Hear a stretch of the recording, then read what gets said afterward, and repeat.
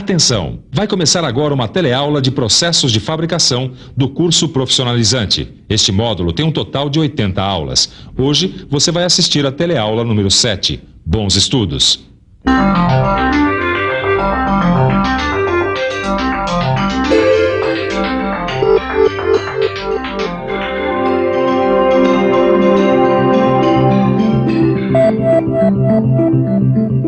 Satélites, naves espaciais, aviões, navios, trens, máquinas agrícolas, computadores, fogões, geladeiras e até panelas são resultado do encadeamento de vários processos de fabricação mecânica. Até uma peça simples como esta aqui passa por várias etapas de produção até chegar a uma forma como esta. Depois da fundição, são vários os processos de conformação mecânica que são utilizados até a formação de um conjunto mecânico. Processos como a laminação, a trefilação, a extrusão e o forjamento. Todos eles assuntos principais das nossas próximas teleaulas. Hoje nós vamos começar falando da laminação. Na teleaula de hoje você vai ver como se faz a conformação por laminação. Vai ver todas as etapas da laminação de um produto plano e vai conhecer algumas características e defeitos dos produtos laminados. Imagina como ia ser difícil fazer um almoço numa panela sem o processo de conformação mecânica da laminação. Ia demorar um bocado, não é? Pois trate de abrir o apetite do seu conhecimento, porque a nossa teleaula sobre laminação está começando.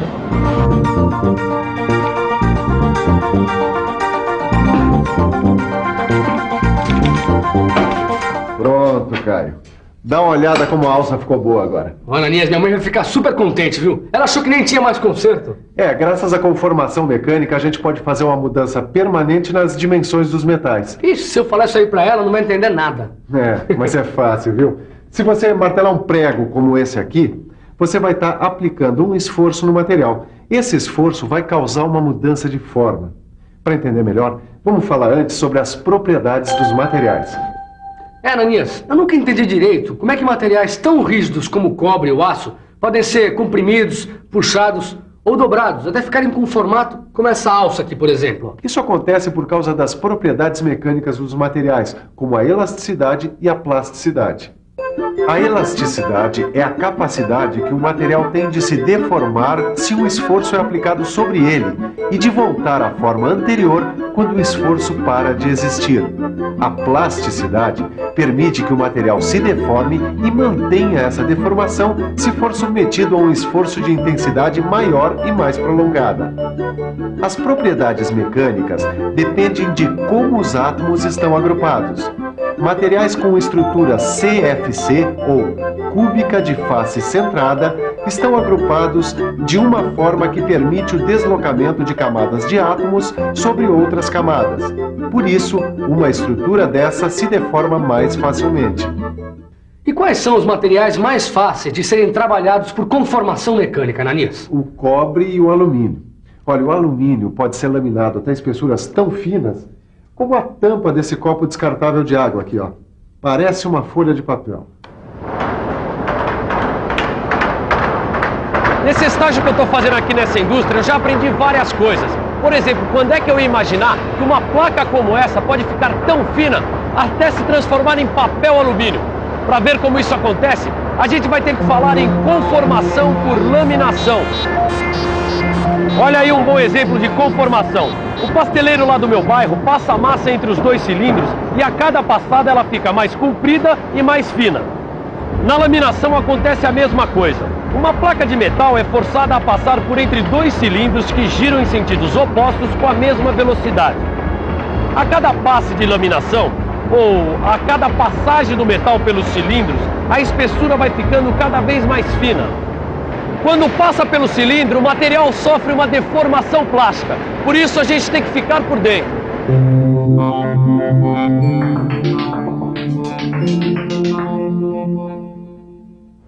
Por causa da deformação plástica, o material tem uma redução de espessura e um aumento na largura e no comprimento, sendo que a largura é limitada pelo tamanho dos cilindros.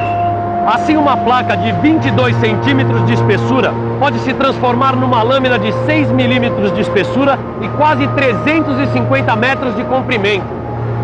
A laminação pode ser feita a quente ou a frio. Que tipo de laminação é feita aqui nesta fábrica? A laminação a frio, porque o alumínio é um metal de fácil conformação em temperatura ambiente. Já a laminação a quente é feita quando se necessita de grandes reduções de espessura. O aço, por exemplo, quando necessita de grandes reduções, é sempre laminado a quente porque, quando aquecido, sua estrutura cristalina apresenta a configuração CFC e as forças de coesão são menores, o que também facilita a deformação. Sendo a quente ou a frio, na laminação, parte dos lingotes que passam pelos laminadores podem se transformar em produtos de uso imediato, como trilhos, vigas e perfis, ou se transformar em produtos intermediários, que serão usados em outros processos de conformação mecânica, como a fabricação de automóveis e geladeiras. Como é o nome da máquina que faz a laminação, hein? Bom, o nome da máquina é laminador, mas a pergunta que vai ajudar a gente a entender o que é a laminação é: o que é o setor de laminação? O setor de laminação é organizado de tal modo que a produção é seriada e os equipamentos são dispostos de acordo com a sequência de operações de produção. Depois de passarem pelos cilindros, os lingotes já estão com o formato final desejado. Nas instalações de uma laminação, a gente encontra fornos de aquecimento e reaquecimento de lingotes, placas e tarugos, sistemas de roletes para deslocar produtos, mesas de elevação, tesouras de corte e, é lógico, o laminador. Olha aqui um laminador.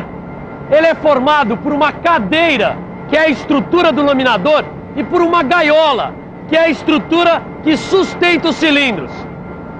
Uma coisa que eu aprendi é que os cilindros são as peças-chave dos laminadores, porque são eles que vão aplicar os esforços para deformar o metal. Dá uma olhada aqui, ó. Foi onde eu aprendi tudo sobre cilindros. Os cilindros podem ser fabricados em ferro fundido ou aço especial.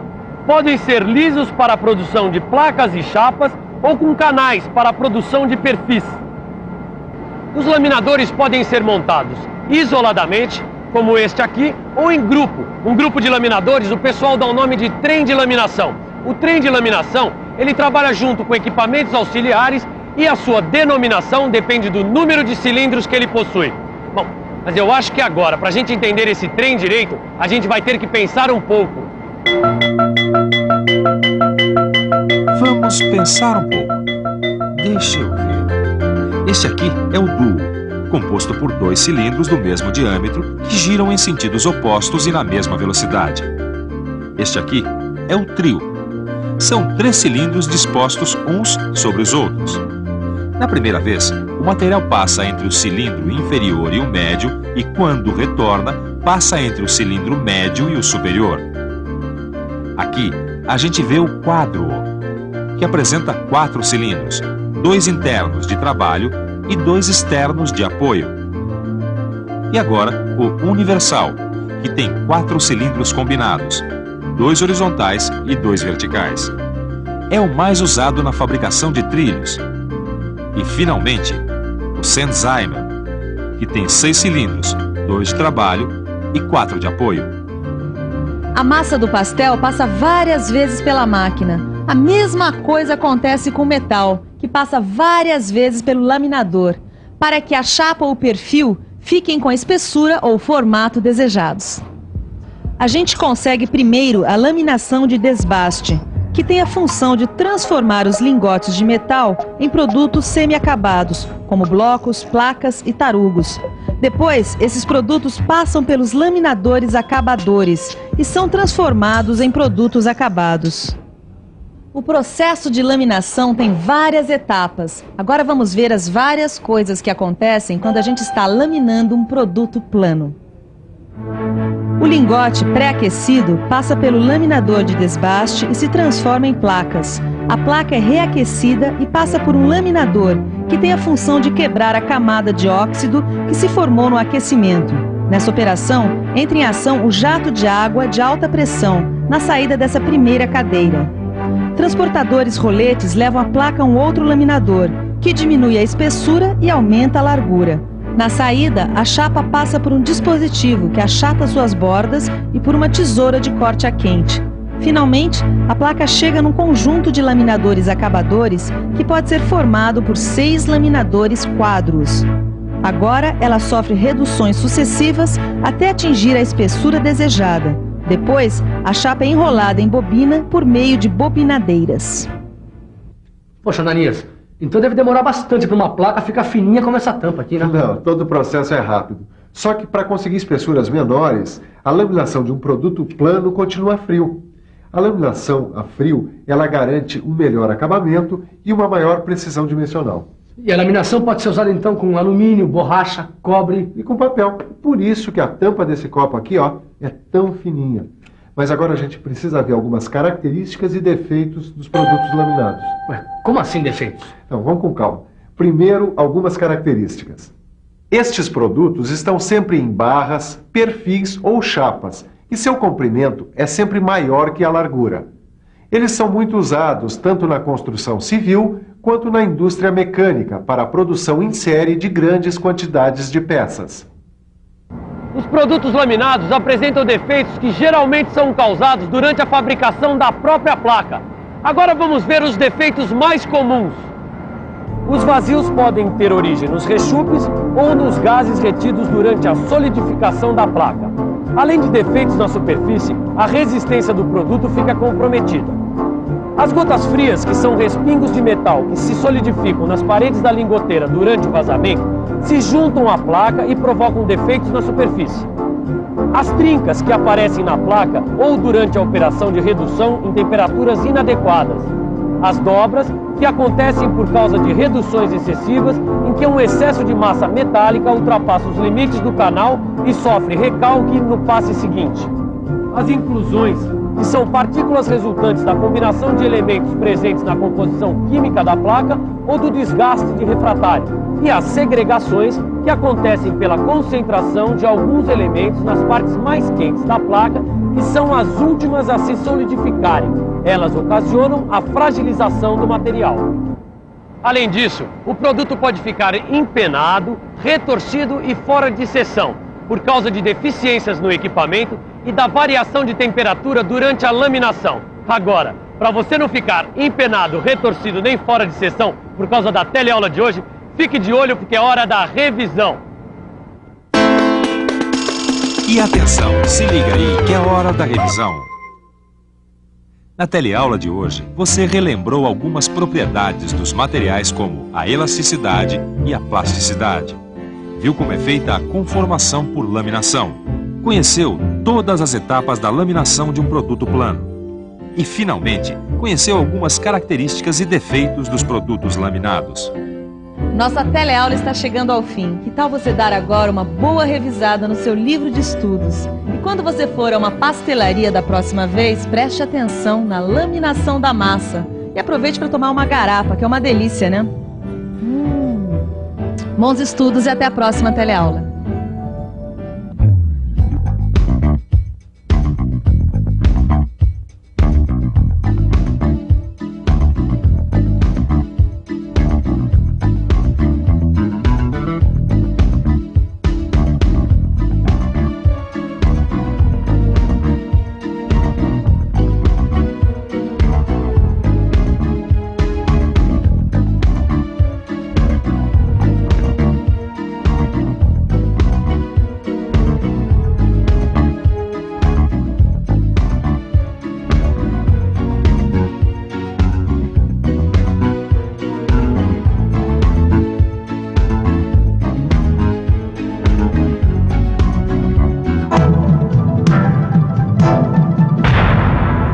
Telecurso 2000, um programa de educação do Sistema Fiesp e da Fundação Roberto Marinho.